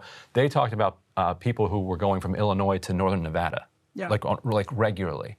And so now the Presidential Emergency Board said, look, this is the business model that the railroads have chosen. Right. If you want to make Devin drive 500 miles, rather than hire somebody who's closer, then you have to compensate him for doing that. So that's a big win, and it comes because the BMW-ED in particular was more mobilized and organized, and particularly thanks to people like Devin who have been organized in the rank and file. And I know we have to run, but I was just thinking as we were talking to him from a 30,000-foot view how ridiculous the sort of basic contours philosophically of shareholder capitalism are, where you say, well, if somebody doesn't want to do this job, they'll go find another job. It's not the responsibility of this company to provide a decent, reasonable lifestyle for its workers, a quality of life for its workers. If they don't want to pay out of pocket for expenses to get from point A to point B, screw it, right? Like, screw them. Right. We'll find someone else. We're Right. just trying to maximize the value of this company. That might involve buybacks. It might involve extreme compensation for people at the very, very top. And if people if our rank and file doesn't like it, screw them. They'll go find a job somewhere else. And there are enough desperate people who need cash that'll take this position that we can continue to exploit them and not allow them to have a normal family life and keep money that is rightfully theirs. And it is so on its face, insanely ridiculous. And when you even have people like Ted Cruz, as Devin said, recognizing that because their workers, their voters recognize it because they're dealing with it. I mean, it's the farce is exposed. Right. And so not only is Mike Pompeo welcome to come on to the show, BNSF, open invitation to come on and justify the charges that you're trying to level after the work that Devin did. Open invitation. Come on. Please come on, defend it. And that's our show for today. Hopefully, we'll have more on this in the future. Maybe BNSF does want to come on. Maybe Mike Pompeo wants to come on. Be great. Be a great panel. That's right. Of course, we will be on top of both of those storylines going forward, and we hope we're signing off for the year. Technically, that's right. Aren't We'll we? see you in 2023. 2023. Maybe with intro music. No. What a great time it is to be here. We're so lucky to be here with this team. We're so thankful to all of the viewers, all the subscribers, and to Sagar and Crystal and all of the team here. And the crew that we make scramble at the last minute with all our changes. So thank you to everybody out there. Appreciate it. I hope everyone has a great holiday season and a great end to the year. All right, see you later.